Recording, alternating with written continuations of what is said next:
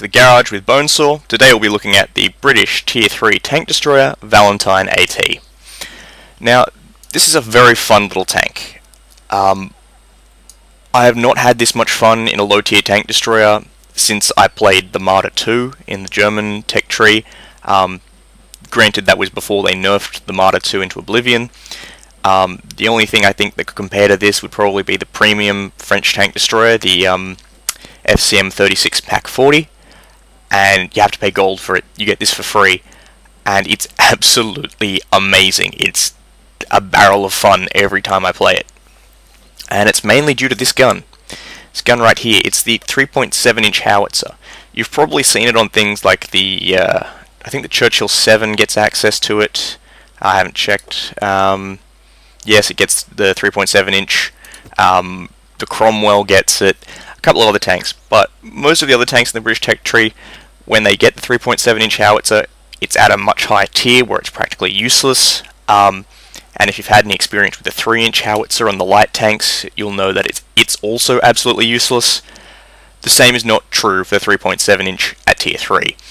It's an absolute monster, and here's why.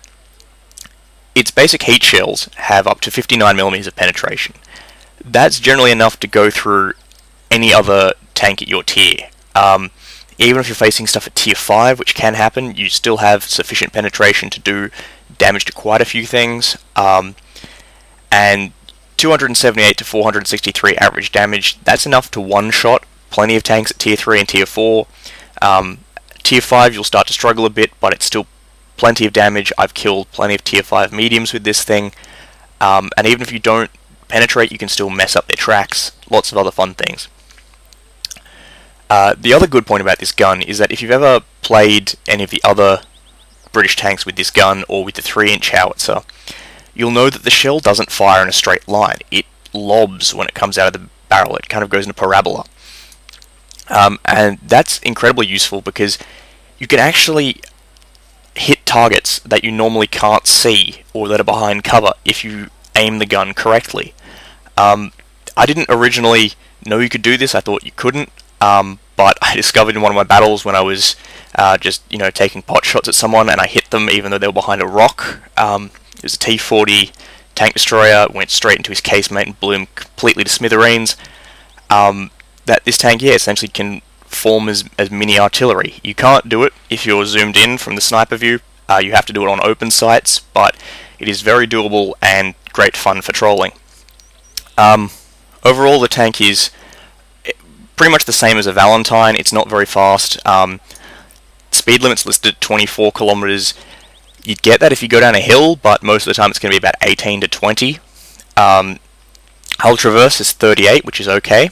The gun traverse is acceptable. It's not as wide as on the Marder, but it has roughly from the in between the headlights, which is decent. Means you can lead targets, shoot around corners, things like that.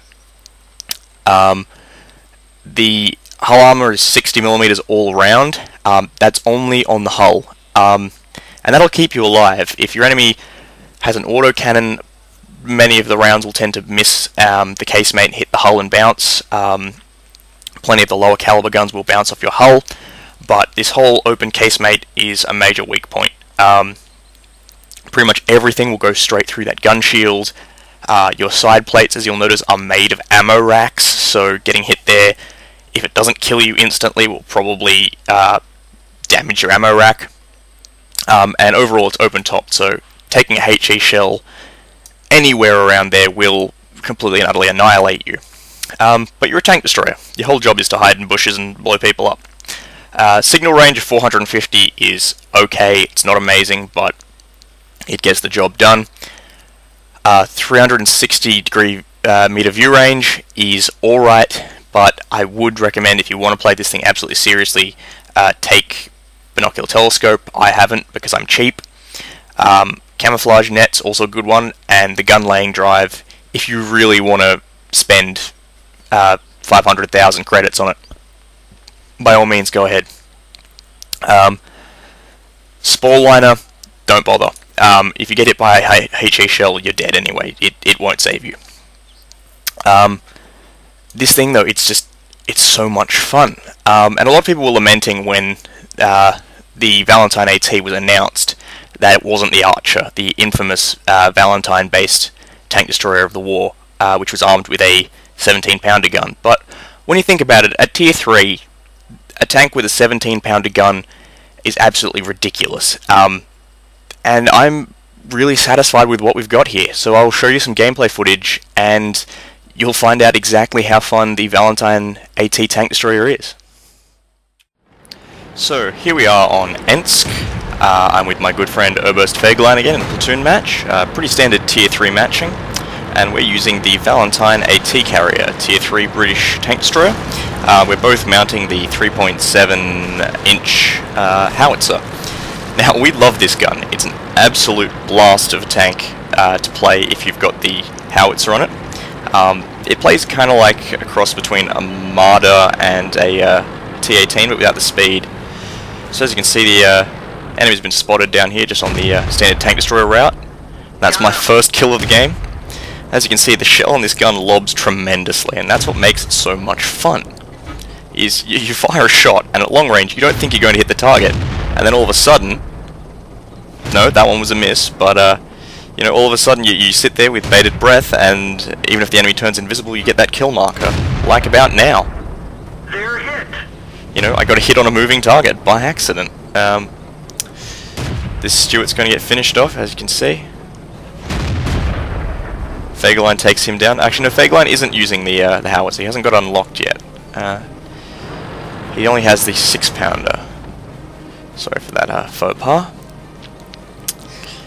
Yeah, this is a pretty standard setup for a tank destroyer team, just on this lane.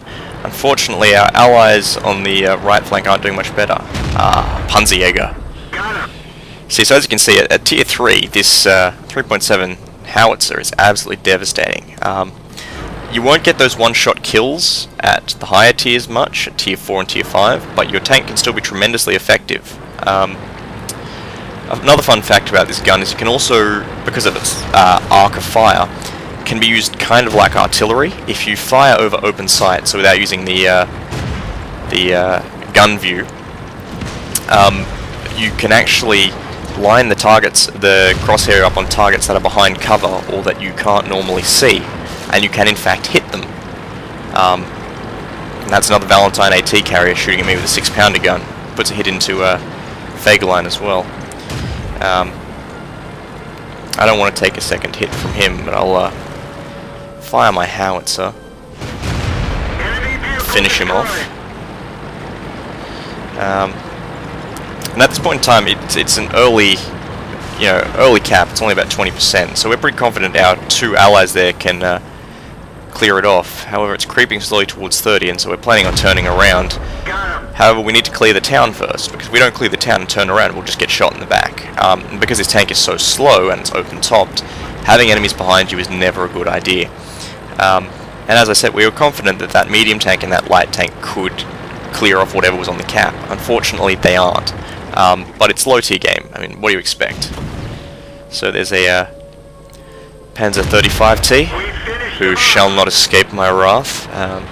Fegelein's turning around to head back to cap, and I was about to, except I take a hit from this 2-pounder, so I wait to reload and unleash my wrath on them. And Fegelein is venting his spleen that the allied tanks have not cleared the cap, and unfortunately that's the game lost for us. But as you can see, the 3.7-inch howitzer, effective and highly humorous.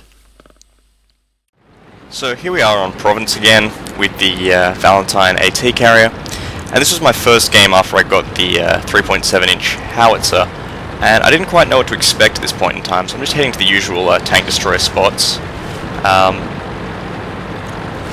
And little did I know that this game would turn out to be extremely enjoyable. It does eventually end in a loss, unfortunately, and that's generally the case. I mean, Province is one of those maps that can really go either way. I'm thankful that it is only a low-tier map, that you never see it at anything above Tier 3, but as maps go, it's pretty awful. It just turns into a huge camp fest, which is perfect for tank destroyers like this, but overall not very enjoyable. So I'm just watching for shell tracers to drop some shells on. And already a Panzer 1C's running around the place causing mayhem. The Panzer 1C is a ridiculous tank. That machine gunner is absolutely phenomenal. Yes, the 7mm Mauser on the Panzer 1C is phenomenal. So there's my first victim. And at this point in time, after seeing that shell arc, I was already laughing my ass off. Now it's a matter of being patient. Fortunately, we're 1 for 4. One of the enemies decided to kill himself, so you know, things don't bode well. So I'm creeping around the back here to avoid getting attacked from behind. As you can see, this tank isn't exactly the most maneuverable vehicle on the battlefield, but I want to have some turning circle to get around. There's the Panzer 1C.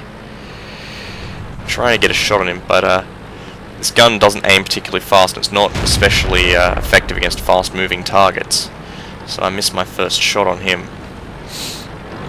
And unfortunately, that means he gets through into our defenders in the town as I decide to go after this T-18. And so I take him out through a quick shot to the rear plate. This gun is absolutely phenomenal against any open-topped vehicle. Because of the way the shell lobs, generally you'll land it in the crew compartment and absolutely annihilate the enemy vehicle. So here's a shot against another Valentine AT. That was a direct hit, I believe, but it was not fatal. Follow up secondary shot. And obviously miss. And here at this point I'm thinking it's probably the end of the line. Now I've shot at Valentine ATs in my my Panzer 1C before, and so long as you aim for the casemate, the Panzer 1C will win that fight almost every time. But thankfully he stopped long enough for me to fire my howitzer. Taking a hit from the D2 there and just moving along to this flank. This is mainly to ensure that the enemy don't creep up and attack us from the side. Now, as you can see, leading targets from long range with this gun can be a bit of an acquired trick. You really do need to adjust your fire to account for the flight time of this shell. Unfortunately, the enemy have tracked the D2, but unfortunately they've gotten into the cover of the houses, and that's something of a problem. But I finished the D2 off. There's another light tank heading down the scree over there. As you can see, it's a Panzer Alpha A. I try to get him, but unfortunately the shell just drops low. And he causes problems later.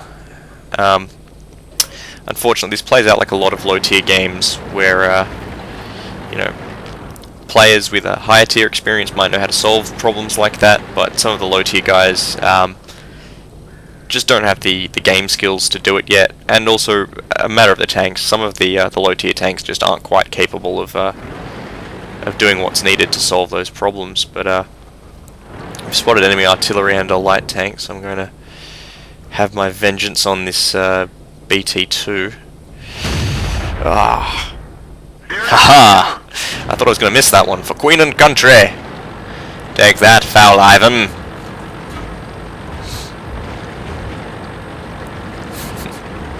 So as you can see, this, you know, at this point in time I was really enjoying playing this vehicle, and 5 kills in, we've evened up the score. It's 9 for 9.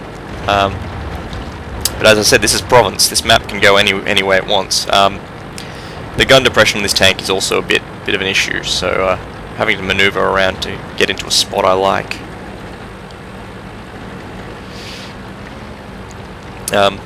Being based on the Valentine chassis, the armor on this tank is quite good, the hull armor, but your casemate is a huge weak spot. As you can see, the side plates are made from ammo racks, so you know, so long as the enemy is smart enough to shoot you there, then you don't have a huge life expectancy. The best strategy with this tank is remain unseen and fire away from range. So I missed my first shot on the T-57 there. Just wait for the reload while my ally spots him. Unfortunately, my ally's not moving, which isn't a clever idea. So I take the T-57. Unfortunately, my light tank friend down there won't survive for long. So I feel kind of bad for this T-57. Not only do I kill him, but he's on -1 kill, so that's going to be a hell of a repair bill. Well, it's tier 1. Oh, low tiers, tier 2. And here I am commenting on my newfound love for the 3.7-inch howitzer. I know I do seem to be going on a little bit, but it is that much fun. This like the Marder 2 and the Hotchkiss H35. They used to be my low tier fun tanks. They used to be the tanks I'd take out to kind of, you know, have some low tier fun. You know, do some different strategies, get into those kind of low tier rush fights. But you know, they've lost their charm a little bit. The Marder's gotten nerfed, and the matching for the Hotchkiss isn't quite as good as it used to be.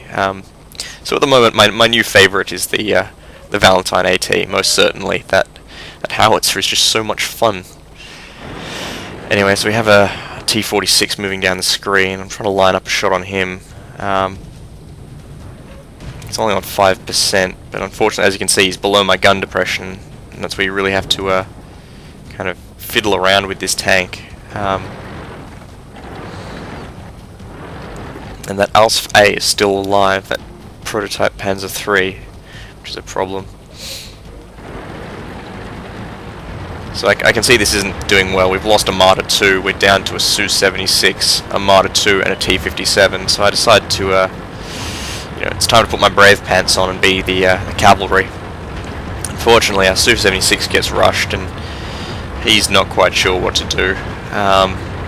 He unfortunately doesn't survive, and here once again I'm a victim of my own gun depression. I've got to fiddle around to get this shot on the T-46, and the M2 medium on the ridgeline's going after me now. And this is the problem, I lose my tracks here. I've taken damage to both my tracks. Taken actual solid hit there. Another hit. That's the Panzer III that finishes me off, the ALSF A.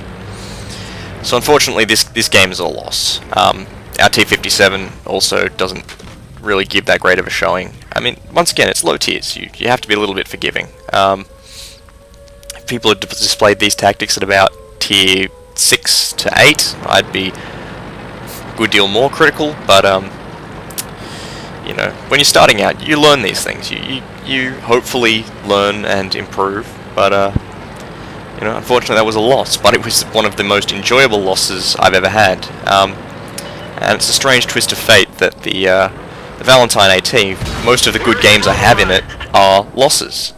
The ones where I win generally aren't all that eventful. So as you can see, this is going downhill pretty quick, and that's the end. So we're back on Ensk in another platoon game with Oberst Fegelein. Very standard tier 3 to 2 matching. We're about in the middle of the tree, so everything shouldn't be too difficult. Just rolling up to the standard tank destroyer spot here along the 1 line. Already made first contact, so that's always a good sign of a fast battle. Alright, so enemy tank destroyers are moving into the bushes up ahead. There's a T-18, I'll have you. Open top tank destroyers just get absolutely annihilated by this gun. And T-60, you'll be my second kill, thank you very much. That's the joys about this gun, is you get to fire and just watch the round, just sail into the enemy. Pleasant little arc before it hits the enemy. Alright, so we're 3 for 3, which isn't amazing, but I'm going to stick here. I don't want to move up, because I know there's another tank destroyer up there. I'm pretty certain it's a T-82. Just trying to blow away some of the cover so I have a clear shot. Unfortunately, turns out that bus stop is stronger than my howitzer shells. Alright, I can see town's already starting to go a bit too bunched up, so that's not a good sight. However, we notice a tank destroyer moving down the 1 line. We don't want him showing up behind us, so we decide to focus fire on him, and it's T-18, no, T-82. As you can see, the howitzer is not amazingly accurate. Leading targets can be quite difficult, and sometimes it just doesn't go where you want it to, but that's the price you have to pay for the ridiculous amounts of fun this gun gets. So Fagleline will finish him off. 3 kills total for the platoon. And we have a T-18 complaining about the state of the game. And really, that's not quite justified. I mean, we're 8 all, and we're capping the enemy's base, so we're not quite losing, but granted, things aren't going amazing for us. We're now leading 9-8, but that gap's gonna close. Alright. So I take a shot at this T-127 and miss. He puts one through me, but Fagleline gets the kill. Doing what any good platoon mate does, backing up his wingman. Alright, so now we're going to proceed through the town. We're still worried about any enemy tank destroyers that might be lurking around the 1 line, because the traverse speed on this tank isn't amazing. So if they're behind us, that could be a very bad position for us. So Fagline's going to break right and go after the furthest of the tank destroyers. I'm going to come around here and see if I can get a shot at this FTAC. I don't have a shot at the moment, but I move around a little bit. Alright, so I have a perfect shot at his gun shield. He's just noticed me and he's obviously aiming in. But I've got the drop on him, so that's a kill to me. It's 3 kills here. So 5 kills total for the platoon. Fagline is trying to hunt down 1 more to make it a Brothers in Arms medal. Unfortunately, I take a hit from a T-70. And Fagline's killed the T-18, so that's a Brothers in Arms medal for us. Now if I can just get around to this T-70. See if we can make it 7 kills total. Unfortunately, I missed the shot. And that's the end of the game. Our first, well, not first, but our most memorable victory in the Valentine AT Carrier.